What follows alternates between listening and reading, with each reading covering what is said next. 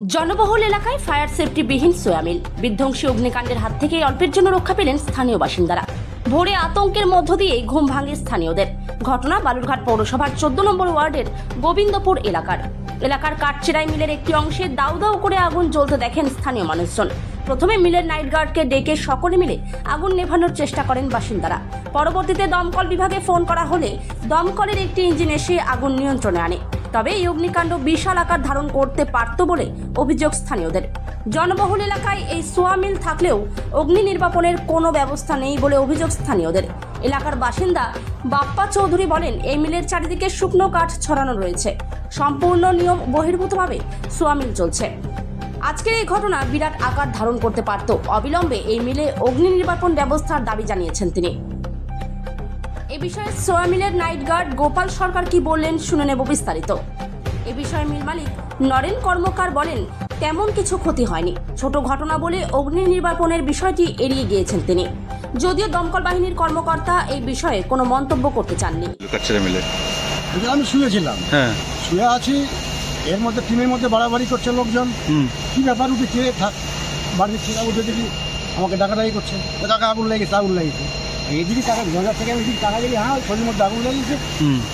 তদকর চলছে, কোনো বুদ্ধি সুদ্ধি না পায় তখন আমি কল থেকে জল নিতে আগুন। তারপর ফায়ার ব্রিগেডকে খবর দিল। ফায়ার ব্রিগেডে তারপর দাদাকে সেখানে ফোন করেছে, মিল মালিক পরে আসছে।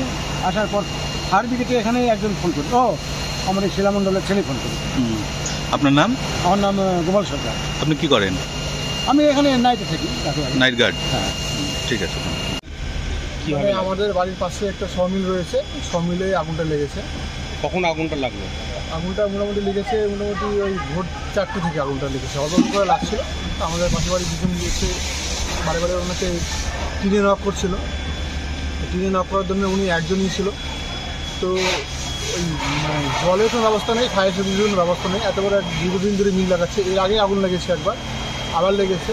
এতদিন ধরে মিলে ব্যবসা করছে উনি, কিন্তু কোনো জলের ব্যবস্থা রাখেনি। মানে বর্ষার বিপদ হতে পারতো। বর্ষার বিপদ মানে আমাদের এই কয়েকটা বাড়ি পুরো জ্বলে যেতে পারতো, কারণ ওনার প্রত্যেকটা দিকে কাঠ রাখা আছে এবং সেগুলো অত্যন্ত জলশীল। আমরা কয়েকদিন প্রতিবেশী এসে বালতি বাড়ি থেকে নিয়ে এসেছি। ওনাদের এখানে কোনো বালতিরও ব্যবস্থা নেই। একটা মাত্র কল রয়েছে, সেটা মিলের বাইরে, এবং সেটা থেকে জল ঠিক মতন বেরোয় না। সে কোনো রকমে এসে আমরা কাঠকুট ফাইট করে কোনো রকমভাবে জল দিয়ে নিভেছে। কি থেকে আগুন লাগলো কিছু বোঝা যাচ্ছে? যেটা আমার সম্ভবত দেখে মনে হচ্ছে যে ওই তারের ওয়ারিং থেকে হয়তো আগুনটা লেগেছে। মানে প্রপার যেহেতু ওয়ারিং করানো নেই, খালি তার জন্য রয়েছে, সেই তারগুলো হয়তো কম মানের। দমকল এসছে পরে দমকলকে ফোন করেছিলাম, আমি 2-3 বার, কিন্তু ফোন ধরেনি। পরে দেখলাম উনি গিয়ে হয়তো মালিক হয়তো গিয়ে নিয়ে এসছে। এখন আগুন নিয়েছে এখন? হ্যাঁ, মোটামুটি আগুন আয়ত্তে চলে এসছে। আপনার নাম কি? বাপ্পা চৌধুরী। মানে কোথায় লেগেছিল? তারের দোড়াল থেকে। কোথায় আগুনটা লেগেছিল? ওই তো তারের দোড়া থেকে, ঘরের পাশে। কি ক্ষতি হয়েছে এখন? কিছুই ক্ষতি হয়নি, খালি কাঠে আগুন।